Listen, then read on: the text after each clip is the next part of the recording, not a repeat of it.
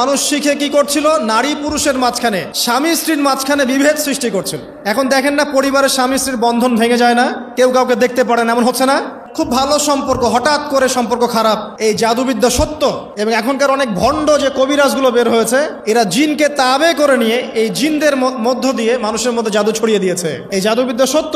এর ফলশ্রুতিতে বহু পরিবার ধ্বংস হয়ে যাচ্ছে। দৃশ্য অদৃশ্যের অনেক ক্ষতি আছে। এগুলো এখনকার সায়েন্স বিশ্বাস করে না। আর সায়েন্স বিশ্বাস করে না বলে যে আমরা বিশ্বাস করবো না এমনটাও নয়। এখন বিজ্ঞান যেটা প্রমাণ করতে পারে নাই, এটা কি বিজ্ঞানের ব্যর্থতা না ইসলামের ব্যর্থতা? আল্লাহ রব্বুল আলামিন এবং তার রাসূল যা বলেছেন সেটাই চূড়ান্ত সত্য। সেটা আমরা প্রমাণ করতে পারি বা না পারি, এটাকে অন্ধভাবেই বিশ্বাস করতে হবে। এটাই হচ্ছে একটা মৌলবাদী কনসেপ্ট। আর এভাবে ইসলামের মৌলিক বিষয়গুলোকে না মানলে কেউ মুসলিমই হবে না। কথা কি বুঝতে পারছেন? আচ্ছা, তিনি বলছেন রাতের বেলা এমন কিছু মাখলুক বের হয় যাদেরকে তোমরা দেখো না। দুষ্ট জিন বের হয়। কি বের হয়? জিন জাতি নাই পৃথিবীতে? আল্লাহ পাক সূরা জিন নামে একটা গোটা সূরা নাজিল করেছেন, করেন নাই? কুলু হিয়া ইলাইয়া আন্নাহু ইসতামা নাফারুম মিনাল জিন্নি ওয়া ক্বালু ইন্না সামি'না কুরআনান আজাবা। জিনদের একটা দল কোরআন শুনে বলেছিল যে আমরা অদ্ভুত আজব একটা কোরআন শুনেছি। তারপর তারা গিয়ে তাদের কওমের কাছে ইসলামের দাওয়াত দেয়, ওই কওম ইসলাম কবুল করে।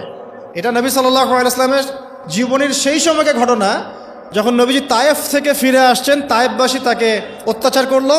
তিনি নাখলা উপত্যকায় এসে নামাজ পড়ছেন। ওই নামাজের কেরাত শুনে জিনরা ইসলাম কবুল করেছে। তো সূরা জিনে আল্লাহ পাক এই কথা নাজিল করেছেন। তো আল্লাহ পাক যে বলছেন জিন জাতি আছে, আল্লাহ কি মিথ্যা কথা বলছেন? নাকি নাসা যখন বলে এলিয়েন আছে তখন ওইটা সত্য, আর আল্লাহ বলছেন জিন জাতি আছে এটা মিথ্যা? তা আমাদেরকে আবার নতুন করে মুসলমান হওয়া লাগবে এখন, না আমাদের কনসেপ্ট চেঞ্জ হয়ে গেছে আর কি।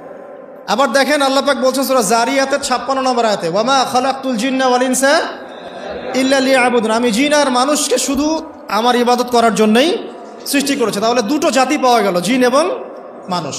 জিন কিসের তৈরি? আগুনের তৈরি। মানুষ কিসের তৈরি? কাদামাটি। ফেরেশতা কিসের তৈরি? নূরের তৈরি। তো এই যে সৃষ্টির বৈচিত্র্য, এটা কার সৃষ্টি? তো সেই আল্লাহ পাকের জ্ঞান সবচেয়ে বেশি না আমার জ্ঞান সবচেয়ে বেশি? সে আল্লাহর পক্ষ থেকে যখন কোরআন এবং হাদিস নাজিল হবে, তা আমি অন্ধভাবে মানবো না? নাকি আমি আল্লাহকে চ্যালেঞ্জ করবো ইবলিসের মতো? ইবলিস আল্লাহকে চ্যালেঞ্জ করছে না, খলাকতানি মিন নার ওয়া খলাকতাহু মিন তিন। আমি কেন আদমকে সেজদা করতে যাব? আমি কেন আদমকে সেজদা করতে যাব? আপনি আদমকে সৃষ্টি করেছেন মাটি দিয়ে, আমাকে সৃষ্টি করেছেন আগুন দিয়ে। তাহলে আমি আদমের চাইতে সুপিরিয়র, আমি আদমের চাইতে সেরা। তা আমি কেন ওকে সেজদা করতে যাব? তো ইবলিস আল্লাহকে চ্যালেঞ্জ করলো না? তো এখন আমরা যারা আল্লাহকে চ্যালেঞ্জ করছি, এখন এই বিশ্বে যারা আল্লাহকে চ্যালেঞ্জ করছে, কোরআনকে চ্যালেঞ্জ করছে, হাদিসকে চ্যালেঞ্জ করছে, এরা কি আল্লাহর অনুগত বান্দা না ইবলিসের এজেন্ট?